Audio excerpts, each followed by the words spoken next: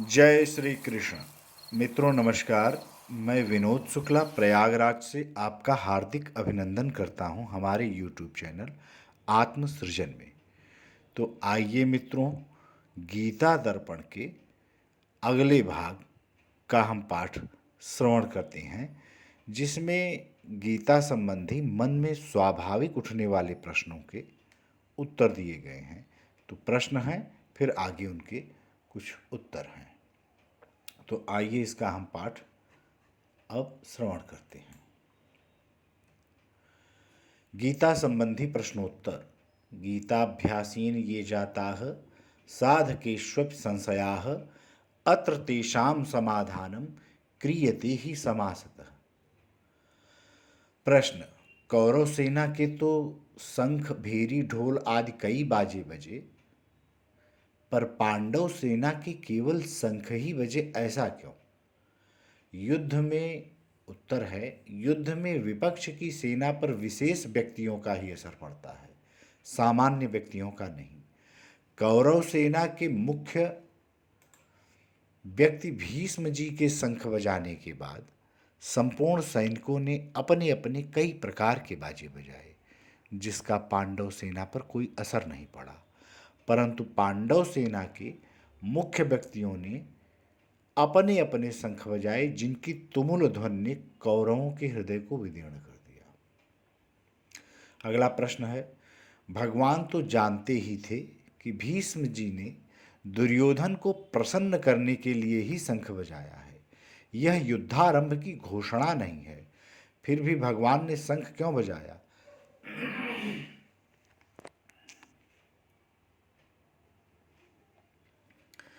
उत्तर। भीष्म जी का शंख बजते ही कौरव सेना के सब बाजे एक साथ बज उठे। अतः ऐसे समय पर अगर पांडव सेना के बाजे न बजते तो बुरा लगता, पांडव सेना की हार सूचित होती और व्यवहार भी उचित नहीं लगता। अतः भक्त पक्षपाती भगवान ने पांडव सेना के सेनापति धृष्टद्युम्न की परवाह न करके सबसे पहले शंख बजाया। प्रश्न है, अर्जुन ने पहले अध्याय में धर्म की बहुत सी बातें कही हैं। जब वे धर्म की इतनी बातें जानते थे तो फिर उनको मोह क्यों हुआ? उत्तर है इसका, कुटुंब की ममता विवेक को दबा देती है, उसकी मुख्यता को नहीं रहने देती और मनुष्य को मोह ममता में तल्लीन कर देती है। अर्जुन को भी कुटुंब की ममता के कारण मोह हो गया। प्रश्न है, जब अर्जुन पाप के होने में लोभ को कारण मानते थे तो फिर उन्होंने मनुष्य न चाहता हुआ भी पाप क्यों करता है, यह प्रश्न क्यों किया?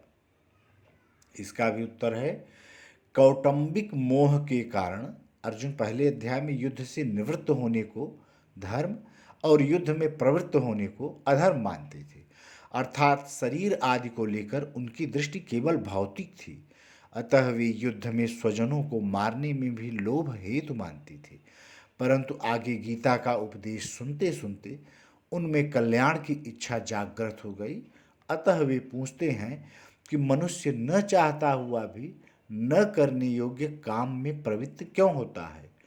तात्पर्य है कि पहले अध्याय में तो अर्जुन मोहाविष्ट होकर कह रहे हैं और तीसरे अध्याय में वे साधक की दृष्टि से पूछ रहे हैं। प्रश्न है, शरीरी जीवात्मा अविनाशी है, इसका विनाश कोई कर ही नहीं सकता। यह न मारता है और न मारा जाता है, तो फिर मनुष्य को प्राणियों की हत्या का पाप लगना ही नहीं चाहिए। बड़ा स्वाभाविक प्रश्न है। अक्सर जब यह पढ़ते हैं दूसरे अध्याय में 17वें 19 और 19वें श्लोक तक, 17वां 18वां 19वां तीनों श्लोक में, तो यह प्रश्न मानव के मन में आना एकदम स्वाभाविक है। इसका उत्तर स्वामी राम सुखदेव जी महाराज दे रहे हैं। पाप तो पिंड प्राणों का वियोग करने का लगता है, क्योंकि प्रत्येक प्राणी पिंड प्राण में रहना चाहता है, जीना चाहता है। यद्यपि महात्मा लोग जीना नहीं चाहते, फिर भी उन्हें मारने का बड़ा भारी पाप लगता है, क्योंकि उनका जीना संसार मात्र चाहता है। उनके जीने से प्राणी मात्र का परम हित होता है। प्राणी मात्र को सदा रहने वाली शांति मिलती है। जो वस्तुएं प्राणियों के लिए जितनी आवश्यक होती हैं, उसका नाश करने का उतना ही अधिक पाप लगता है। बड़ा सुंदर उत्तर है। अगला प्रश्न है, आत्मा नित्य है, सर्वत्र परिपूर्ण है, स्थिर स्वभाव वाला है, तो फिर इसका पुराने शरीरों को छोड़कर दूसरे नए शरीरों में चला जाना कैसे संभव है? उत्तर है, जब यह प्रकृति के अंश शरीर को अपना मान लेता है, उसके साथ तादात्म्य कर लेता है, तब यह प्रकृति के अंश के आने जाने को, उसके जीने मरने को अपना आना जाना और जीना मरना मान लेता है। उसी दृष्टि से इसका अन्य शरीरों में चला जाना कहा गया है। वास्तव में तत्व से इसका आना जाना और जीना मरना है ही नहीं। प्रश्न है, भगवान कहते हैं कि क्षत्रिय के लिए युद्ध के सिवाय कल्याण का दूसरा कोई साधन है ही नहीं, तो क्या लड़ाई करने से ही क्षत्रिय का कल्याण होगा? दूसरे किसी साधन से कल्याण नहीं होगा? उत्तर, ऐसी बात नहीं है। उस समय युद्ध का प्रसंग था और अर्जुन युद्ध को छोड़कर भिक्षा मांगना श्रेष्ठ समझते थे। अतः भगवान ने ऐसा कहा कि स्वतः प्राप्त धर्म युद्ध सूरवीर क्षत्रिय के लिए कल्याण का बहुत बढ़िया साधन है। अगर ऐसे मौके पर सूरवीर क्षत्रिय युद्ध नहीं करता तो उसकी अपकीर्ति होती है। वह आदरणीय पूजनीय मनुष्यों की दृष्टि में लघुता को प्राप्त हो जाता है। वैरी लोग उसको न कहने योग्य वचन कहने लग जाते हैं। तात्पर्य है कि अर्जुन के सामने युद्ध का प्रसंग था, इसलिए भगवान ने युद्ध को श्रेष्ठ साधन बताया। युद्ध के सिवाय दूसरे साधन से क्षत्रिय अपना कल्याण नहीं कर सकता, यह बात नहीं है, क्योंकि पहले भी बहुत से राजा लोग चौथे आश्रम में वन में जाकर साधन भजन करते थे और उनका भी कल्याण हुआ है। प्रश्न, कर्मों का आरंभ न करना और कर्मों का त्याग करना, ये दोनों बातें एक ही हुई, क्योंकि दोनों में ही कर्मों का अभाव है। अतः भगवान को कर्माभाव से सिद्धि नहीं होती, ऐसा कहना चाहिए था। फिर भी भगवान ने उपर्युक्त दोनों बातें एक साथ क्यों कही? इसका उत्तर है, भगवान ने ये दोनों बातें कर्मयोग और ज्ञान योग की दृष्टि से अलग अलग कही हैं। कर्मयोग में निष्काम भाव से कर्मों को करने से ही समता का पता लगता है, क्योंकि मनुष्य कर्म करेगा ही नहीं तो सिद्धि असिद्धि में मैं सम रहा या नहीं, इसका पता कैसे लगेगा? अतः भगवान कहते हैं कि कर्मों का आरंभ न करने से सिद्धि की प्राप्ति नहीं होती। ज्ञान योग में विवेक से समता की प्राप्ति होती है, केवल कर्मों का त्याग करने से नहीं। अतः भगवान कहते हैं कि कर्मों का त्याग करने मात्र से सिद्धि की प्राप्ति नहीं होती।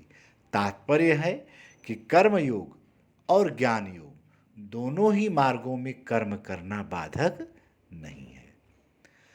अगला प्रश्न है, कोई भी मनुष्य हरदम कर्म नहीं करता और नींद लेने, श्वास लेने, आँखों को खोलने मीचने आदि को भी वह मैं करता हूँ ऐसा नहीं मानता, तो फिर तीसरे अध्याय के 5वें श्लोक में यह कैसे कहा गया कि कोई भी मनुष्य किसी भी अवस्था में क्षण मात्र भी कर्म किए बिना नहीं रहता?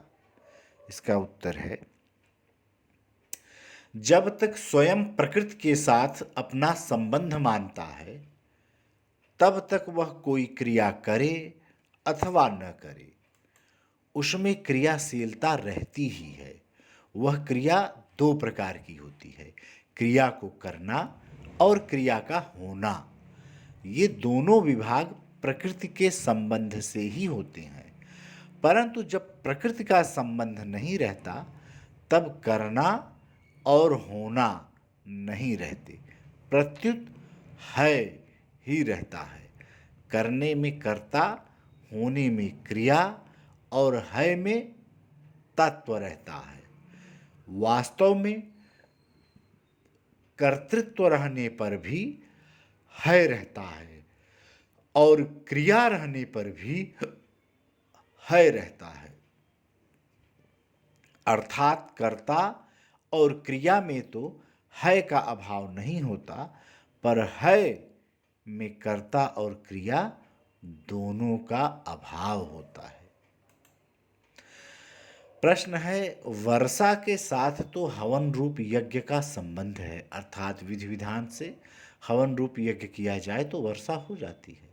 फिर भी तीसरे अध्याय के 14वें श्लोक में यज्ञाब्धवति पर्जन्य पदों में आए यज्ञ शब्द से हवन रूप यज्ञ न लेकर कर्तव्य कर्म रूप यज्ञ क्यों लिया गया?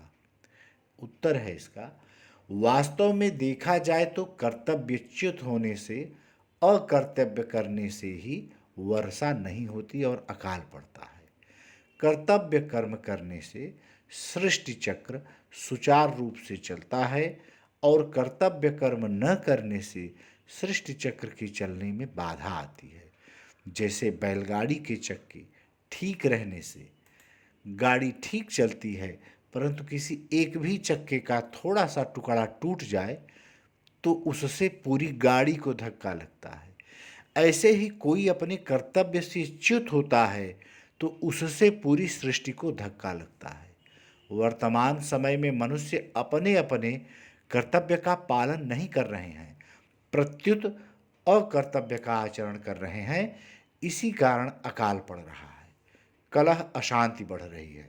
अगर मनुष्य अपने अपने कर्तव्य का पालन करें तो देवता भी अपने अपने कर्तव्य का पालन करेंगे और वर्षा हो जाएगी। दूसरी बात, अर्जुन का प्रश्न और भगवान का उत्तर तथा प्रकरण तीसरे अध्याय के 10 से 13वां श्लोक तक देखा जाए तो कर्तव्य कर्म का ही प्रवाह है, और आगे के श्लोकों यानी 14वें से 16वें श्लोक तक तीसरे अध्याय में भी कर्तव्य कर्म की ही बात है। अतः यहाँ कर्तव्य कर्म रूप यज्ञ लेना ही ठीक बैठता है। अगला प्रश्न है, परमात्मा तो सर्वव्यापी है, फिर उनको केवल यज्ञ में नित्य प्रतिष्ठित क्यों कहा गया है? क्या वे दूसरी जगह नित्य प्रतिष्ठित नहीं है? उत्तर है इसका, सर्वव्यापी परमात्मा को यज्ञ अर्थात कर्तव्य कर्म में नित्य प्रतिष्ठित कहने का तात्पर्य है कि यज्ञ उनका उपलब्धि स्थान है। जैसे जमीन में सब जगह जल होने पर भी वह कुएं से प्राप्त होता है, ऐसे ही परमात्मा सब जगह परिपूर्ण होने पर भी अपने कर्तव्य कर्म का निष्काम भावपूर्वक पालन करने से प्राप्त होती हैं। तात्पर्य है कि अपने कर्तव्य कर्म का पालन करने से सर्वव्यापी परमात्मा का अनुभव हो जाता है। अगला प्रश्न है, भगवान कहते हैं कि मैं भी अपने कर्तव्य का पालन करता हूँ, क्योंकि अगर मैं सावधानी पूर्वक कर्तव्य का पालन न करूं तो लोग भी कर्तव्यच्युत हो जाएंगे। तीसरे अध्याय के 22वें से 24वें श्लोक तक में कहा है। तो फिर वर्तमान में लोग कर्तव्यच्युत क्यों हो रहे हैं? अगर भगवान अपने कर्तव्य का पालन कर ही रहे हैं तो बाकी लोग यहाँ क्यों कर्तव्यच्युत हो रहे हैं? उत्तर है, भगवान के वचनों और आचरणों का असर उन्हीं लोगों पर पड़ता है जो आस्तिक हैं, भगवान पर श्रद्धा विश्वास रखने वाले हैं। जो भगवान पर श्रद्धा विश्वास नहीं रखते उन पर भगवान के वचनों और आचरणों का असर नहीं पड़ता। अगला प्रश्न है, ज्ञानवान पुरुष अपनी प्रकृति स्वभाव के अनुसार चेष्टा करता है। तीसरे अध्याय के 33वें श्लोक में कहा है, पर वह बंधता नहीं। अन्य प्राणी भी अपनी प्रकृति के अनुसार ही चेष्टा करते हैं, पर वे बंध जाते हैं। ऐसा क्यों? उत्तर है इसका, ज्ञानी महापुरुष की प्रकृति तो राग द्वेष रहित शुद्ध होती है, अतः वह प्रकृति को अपने वश में करके ही चेष्टा करता है, इसलिए वह कर्मों से बंधता नहीं, परंतु अन्य प्राणियों की प्रकृति में राग द्वेष रहते हैं और वे प्रकृति के वश में होकर राग द्वेष पूर्वक कार्य करते हैं, इसलिए वे कर्मों से बंध जाते हैं। अतः मनुष्य को अपनी प्रकृति, अपना स्वभाव शुद्ध निर्मल बनाना चाहिए और अपने अशुद्ध स्वभाव के वश में होकर कोई कार्य नहीं करना चाहिए। अगला प्रश्न है, चौथे अध्याय के 7वें श्लोक में भगवान ने कहा है कि मैं अपने आप को साकार रूप से प्रकट करता हूँ, और फिर वे 9वें अध्याय के 4थे श्लोक में कहते हैं कि मैं अव्यक्त रूप से संपूर्ण संसार में व्याप्त हूँ। तो जो एक देश में प्रकट हो जाते हैं वे सब देश में कैसे व्याप्त रह सकते हैं, और जो सर्वव्यापक हैं वे एक देश में कैसे प्रकट हो जाते हैं? बहुत ही गूढ़ प्रश्न है और ये अक्सर मन में आता है कि परमात्मा जब सर्वव्यापक हैं तो एक जगह कैसे रूप लेके प्रकट हो सकते हैं, और अगर एक जगह रूप लेके प्रकट हुए तो फिर सर्वव्यापक कैसे हैं? इसका उत्तर है, जब एक प्राकृत अग्नि यानी जो पंचतत्वों में से हमारी प्रकृति की निर्माण में से एक तत्व अग्नि भी है, जब वह एक प्राकृत अग्नि भी सब जगह व्यापक रहते हुए एक देश में एक स्थान पर प्रकट हो जाती है, और एक देश में प्रकट होने पर भी अग्नि का सब देश में अभाव नहीं होता। अर्थात एक जगह अग्नि अगर आप प्रकट करते हैं तो क्या वह दूसरी जगह नहीं है या वहाँ नहीं प्रकट हो सकती है। तो फिर भगवान तो प्रकृति से अतीत हैं, अलौकिक हैं, सब कुछ करने में समर्थ हैं। वे अगर सब जगह व्यापक रहते हुए एक देश में प्रकट हो जाएं तो इसमें कहना ही क्या है? तात्पर्य है कि अवतार लेने पर भी भगवान की सर्वव्यापकता ज्यों की त्यों बनी रहती है। अगला प्रश्न है, मनुष्य लोक में कर्मजन्य सिद्धि शीघ्र मिल जाती है, पर यह बात देखने में नहीं आती, ऐसा क्यों? चौथे अध्याय के 12वें श्लोक में यह है। इसका उत्तर है, कर्मजन्य सिद्धि, कर्मों का फल दो प्रकार का होता है, तात्कालिक और कालांतरिक। तात्कालिक फल शीघ्र देखने में आता है और कालांतरिक फल समय पाकर देखने में आता है। शीघ्र देखने में नहीं आता। भोजन किया और भूख मिट गई, जल पिया और प्यास मिट गई, गर्म कपड़ा ओढ़ा और जाड़ा दूर हो गया, यह तात्कालिक फल है। इसी तरह किसी को प्रसन्न करने के लिए उसकी स्तुति प्रार्थना करने से, उसकी सेवा करने से वह प्रसन्न हो जाता है। ग्रहों की सांगोपांग विधिपूर्वक पूजा करने से ग्रह शांत हो जाते हैं। महामृत्युंजय मंत्र का जप करने से रोग दूर हो जाते हैं। गया में विधिपूर्वक श्राद्ध करने से जीव प्रेत योनि से छूट जाता है और उसकी सद्गति हो जाती है।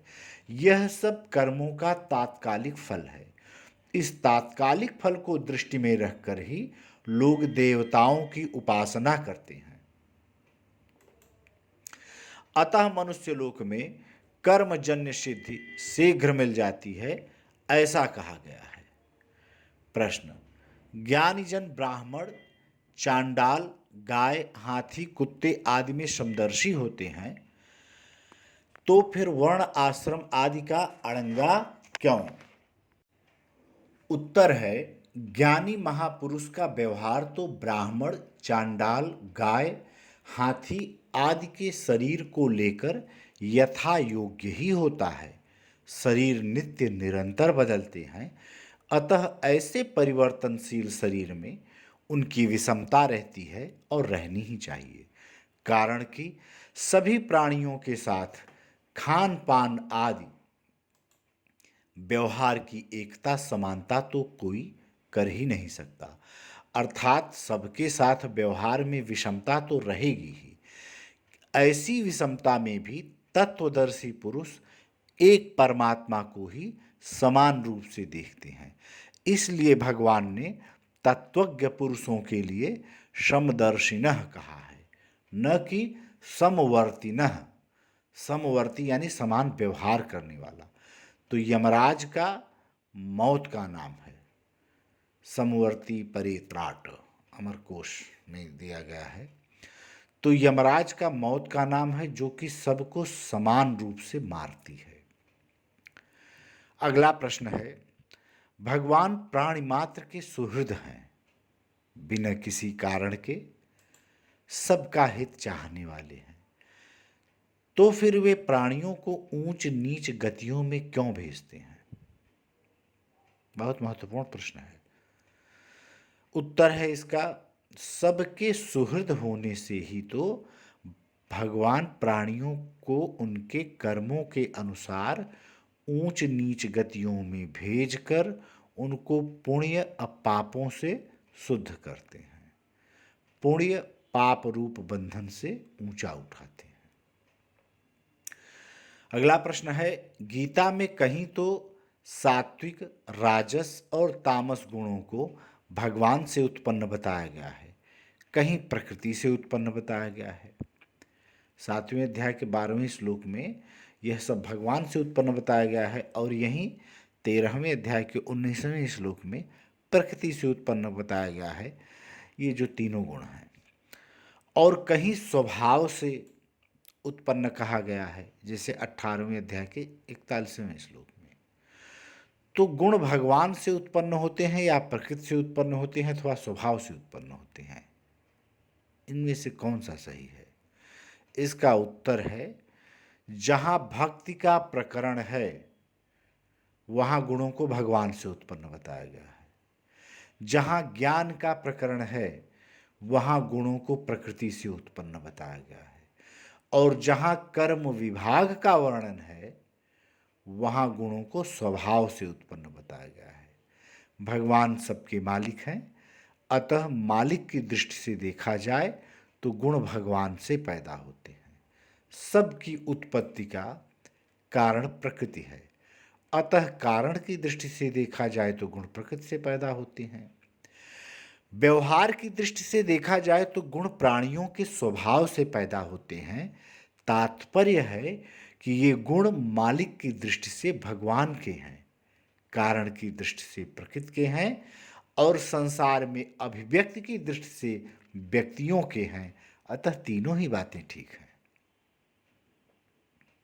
अगला प्रश्न है, जो अनेक जन्मों से सिद्ध हुआ है, अनेक जन्मों से साधन करता आया है, वही परम गति को प्राप्त होता है, तो फिर सभी मनुष्य अनेक जन्म संसिद्ध न होने से इसी जन्म में अपना उद्धार कैसे कर सकते हैं? उत्तर, यह श्लोक योग भ्रष्ट के प्रकरण में आया है। पहले मनुष्य जन्म में संसार से उपराम होकर साधन करने से शुद्धि हुई। पहले मनुष्य जन्म में, यानी जब आपको पहला मनुष्य जन्म हुआ तो संसार से उपराम होकर साधन करने से शुद्धि हुई। फिर अंत समय में साधन से विचलित होने से वह स्वर्गादि लोकों में गया, तो वहाँ भोगों से अरुचि होने से शुद्ध हुई, और वहाँ से शुद्ध श्रीमानों के घर में जन्म लेकर परमात्मा प्राप्ति के लिए यत्न करने से शुद्धि हुई। इस तरह उसका 3 जन्मों में शुद्ध होना ही अनेक जन्म संसिद्ध होना है। परंतु वास्तव में देखा जाए तो मनुष्य मात्र अनेक जन्म संसिद्ध है। अगर वह इस मनुष्य जन्म के पहले स्वर्गादि लोकों में गया है तो वहाँ स्वर्ग प्रापक पुण्यों का फल भोगने से शुद्ध हुआ। अगर वह नरकों में गया है तो वहाँ नरक प्रापक पापों का फल भोगने से शुद्ध हुआ। अगर वह 84 लाख योनियों में गया है तो वहाँ उन योनियों के प्रापक पापों का फल भोगने से शुद्ध हुआ। इस तरह शुद्ध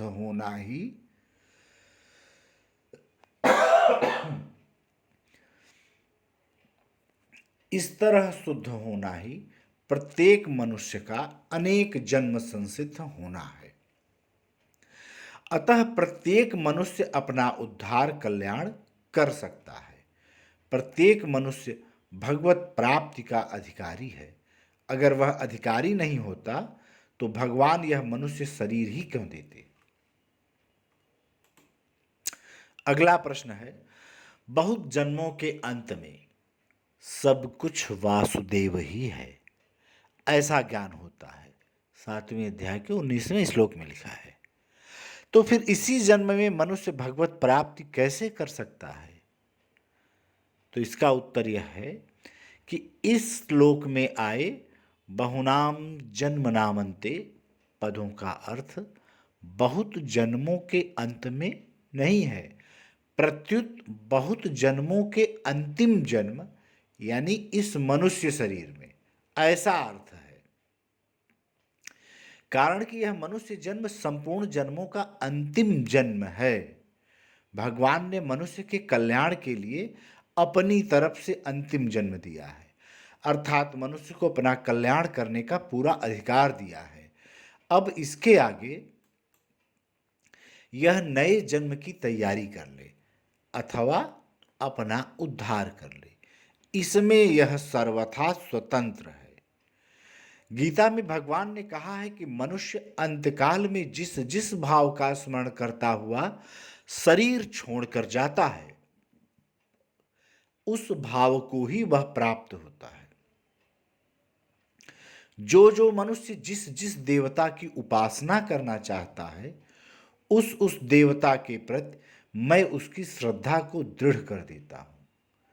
इन भगवत वचनों से मनुष्य जन्म की स्वतंत्रता सिद्ध होती है। मनुष्य सकाम भाव से शुभ कर्म करके स्वर्ग आदि में भी जा सकता है, पाप कर्म करके पशु पक्षी भूत पिशाच आदि योनियों में तथा नरकों में भी जा सकता है, और पाप पुण्यों से रहित होकर भगवान को भी प्राप्त कर सकता है। इस अंतिम मनुष्य जन्म में यह जो चाहे वह कर सकता है।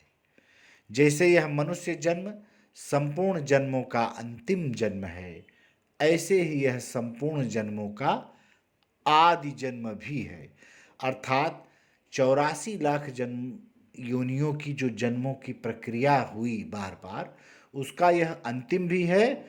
और यदि आप अपना कल्याण नहीं करते तो यही प्रारंभ ही है। अब यहां से पुनः प्रारंभ हो जाएगा, क्योंकि इस मनुष्य जन्म में किए हुए कर्मों का ही फल स्वर्ग, नरक और 84 लाख योनियों में भोगना पड़ता है। इसी मनुष्य जन्म में संपूर्ण जन्मों के बीज बोए जाते हैं। अगला प्रश्न है, भगवान भूत, वर्तमान और भविष्य के संपूर्ण प्राणियों को जानते हैं। 7वें अध्याय के 26वें श्लोक में लिखा है ऐसा। अतः कौन सा प्राणी किस गति में जाएगा यह भी भगवान जानते ही हैं। अर्थात भगवान जिसकी जैसी गति जानते हैं उसकी वैसी ही गति होगी, तो फिर मनुष्य को अपने उद्धार की स्वतंत्रता कहाँ रही। बहुत गूढ़ प्रश्न है। तो इसका उत्तर है, भगवान का भूत, वर्तमान और भविष्य के प्राणियों को जो जानना है वह उनकी गतियों को निश्चित करने में नहीं है कि अमुक प्राणी अमुक गति में ही जाएगा। भगवान अपने अंश संपूर्ण प्राणियों को स्वतः जानते हैं और संपूर्ण प्राणी भगवान की जानकारी में स्वतः हैं। इसी में उपर्युक्त कथन का तात्पर्य है। अगर भगवान का जानना प्राणियों की गति निश्चित करने में ही होता तो फिर भगवान ये मनुष्य मेरे को प्राप्त न करके मौत के रास्ते में पड़ गए। 9वें अध्याय के 3 श्लोक में कहते हैं, मेरे को प्राप्त न करके अधोगति में चले गए। 16वें अध्याय के 20वें श्लोक में कहते हैं, ऐसा पश्चाताप न करते, क्योंकि अगर उन्होंने ही उनकी गतियों को निश्चित किया है तो फिर पश्चाताप किस बात का। दूसरी बात, श्रुति और स्मृति भगवान की ही आज्ञा है। श्रुति स्मृति ममैवाज्ञे। श्रुति और स्मृति में विधि और निषेध आया है कि शुभ कर्म करो, निषिद्ध कर्म मत करो। शुभ कर्म करने से तुम्हारी सद्गति होगी और निषिद्ध कर्म करने से तुम्हारी दुर्गति होगी। और भगवान ने प्राणियों की गतियों को पहले ही निश्चित कर रखा होता तो श्रुति और स्मृति का विधि निषेध किस पर लागू होता। तात्पर्य है कि मनुष्य अपना उद्धार करने में स्वतंत्र है। अब अगला प्रश्न है, 9वें अध्याय के 6ठे श्लोक में भगवान कहते हैं कि संपूर्ण प्राणी मेरे में स्थित हैं, और 13वें अध्याय के 30वें श्लोक में कहते हैं कि संपूर्ण भाव प्राणी आदि एक प्रकृति में स्थित हैं। तो वास्तव में प्राणी भगवान में स्थित हैं या प्रकृति में? उत्तर है, भगवान के अंश होने से संपूर्ण प्राणी तत्वतः भगवान में ही स्थित हैं और वे भगवान से कभी अलग हो सकते ही नहीं। परंतु उन प्राणियों के जो शरीर हैं वे प्रकृति से उत्पन्न होने से, प्रकृति के अंश होने से प्रकृति में ही स्थित हैं। अगला प्रश्न है, मैं संपूर्ण प्राणियों में समान रूप से हूं, परंतु जो मेरा भजन करते हैं वे मेरे में और मैं उनमें हूं। 9वें अध्याय के 29वें श्लोक में ऐसा भगवान कहते हैं। तो भगवान का यह पक्षपात क्यों? यदि पक्षपात है तो मैं सब में सम हूं, यह कैसे हुआ? गूढ़ प्रश्न है निश्चित रूप से। उत्तर है इसका, यह पक्षपात ही तो समता है।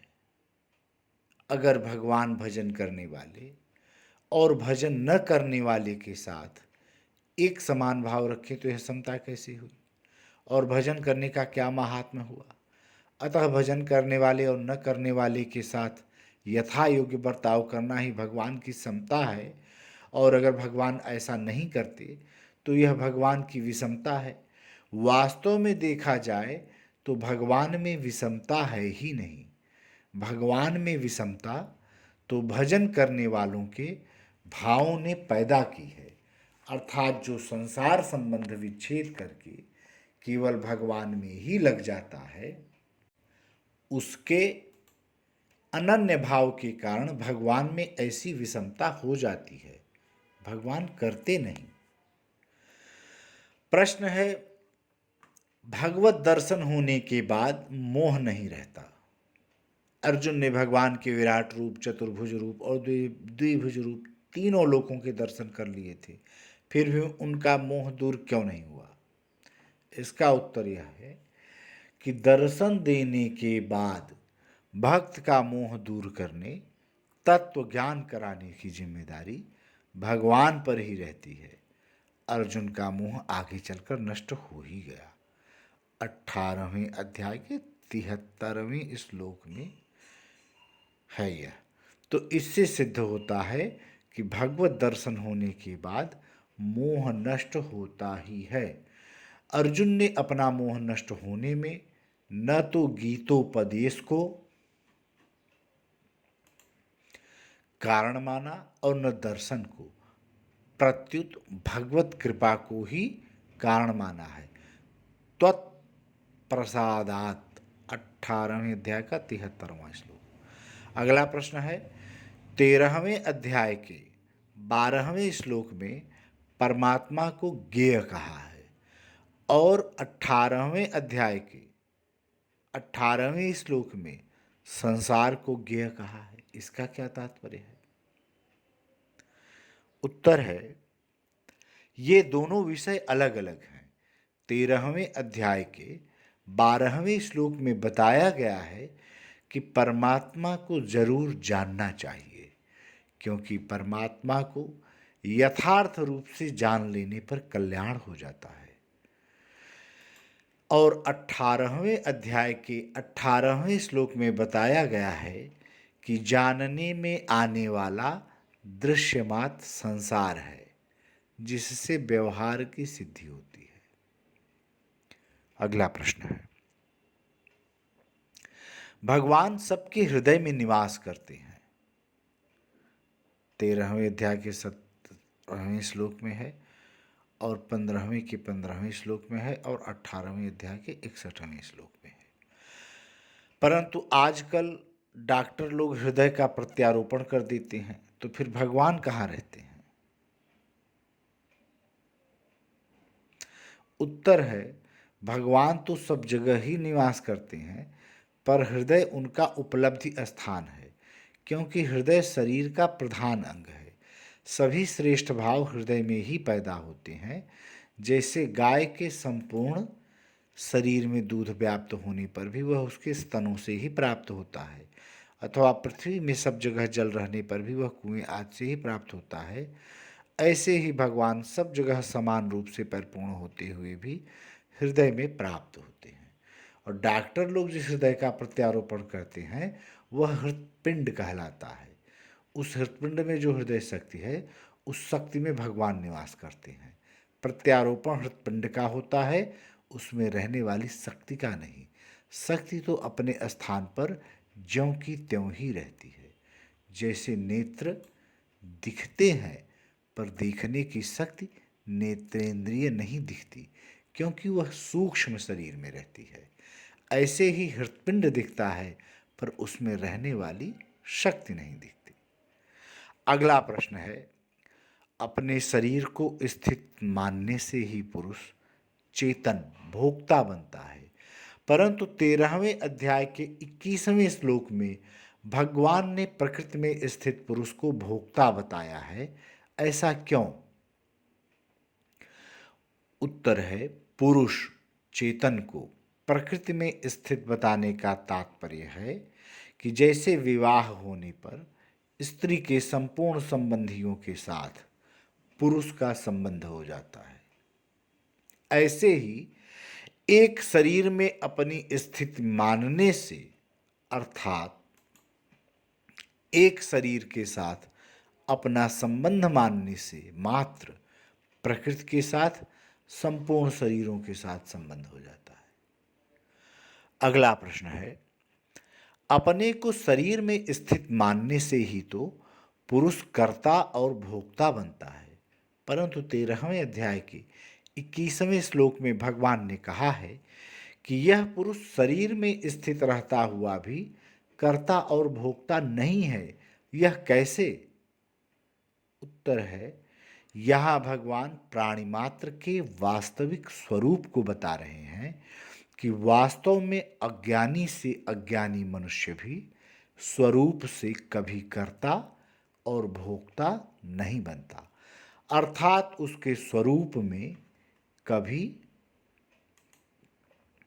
कर्तृत्व और भोक्तृत्व नहीं आता, परंतु अज्ञान के कारण मनुष्य अपने को कर्ता और भोक्ता मान लेता है और वह कर्तृत्व भोक्तृत्व भाव में बंध जाता है।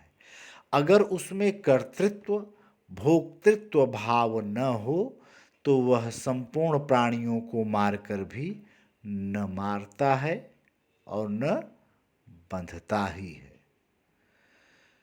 प्रश्न है, रजोगुण की तात्कालिक वृत्ति के बढ़ने पर रजोगुण की प्रधानता में मरने वाला प्राणी मनुष्यलोक में जन्म लेता है।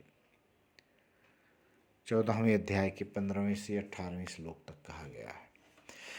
इन दोनों बातों से यही सिद्ध होता है कि इस मनुष्यलोक में सभी मनुष्य रजोगुण वाले ही होते हैं, सत्वगुण और तमोगुण वाले नहीं। परंतु गीता में जगह जगह तीनों गुणों की बात भी आई है। इसका क्या तात्पर्य है? इसका उत्तर है, ऊर्ध्वगति, मध्यगति और अधोगति, इन तीनों में तीनों गुण रहते हैं, परंतु ऊर्ध्वगति में सत्वगुण की, मध्यगति मनुष्यलोक में रजोगुण की और अधोगति में तमोगुण की प्रधानता रहती है। तभी तो तीनों गतियों में प्राणियों के सात्विक, राजस और तामस स्वभाव होते हैं। इस विषय को विस्तार से समझने के लिए गीता की साधक संजीवनी हिंदी टीका में 14वें अध्याय के 18वें श्लोक की व्याख्या देखनी चाहिए।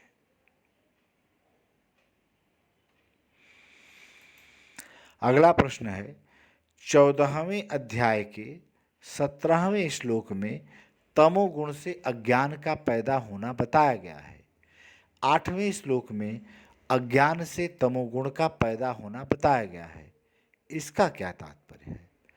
जैसे वृक्ष से बीज पैदा होता है। उत्तर है, जैसे वृक्ष से बीज पैदा होता है और उस बीज से फिर बहुत से वृक्ष पैदा होते हैं, ऐसे ही तमोगुण से अज्ञान पैदा होता है और उस अज्ञान से तमोगुण पैदा बढ़ता है, पुष्ट होता है।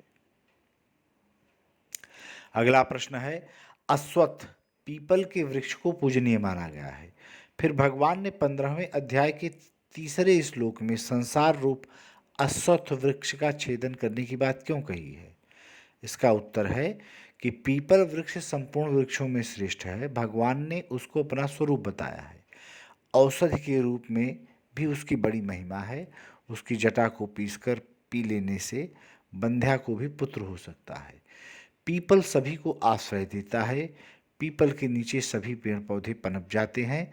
पीपल किसी को बाधा नहीं देता, इसलिए पीपल को भी कोई बाधा नहीं देता, जिससे यह मकान की दीवार और छत पर, कुएं आदि में सब जगह उग जाता है। पीपल, बट, पाकर आदि वृक्ष यज्ञीय हैं, अर्थात इनकी लकड़ी यज्ञ में काम आती है। अतः भगवान ने पीपल को संसार का रूपक बनाया है, क्योंकि संसार भी स्वयं किसी को बाधा नहीं देता। संसार भगवत स्वरूप है। वास्तव में अपने व्यक्तिगत राग द्वेष, कामना, ममता, आसक्ति आदि ही बाधा देते हैं। अतः भगवान ने संसार रूप पीपल वृक्ष का छेदन करने की बात नहीं कही है, प्रत्युत इसमें जो कामना, ममता, आसक्ति आदि है, जिनसे मनुष्य जन्म मरण में जाता है, उनका वैराग्य रूप शस्त्र के द्वारा छेदन करने की बात कही है।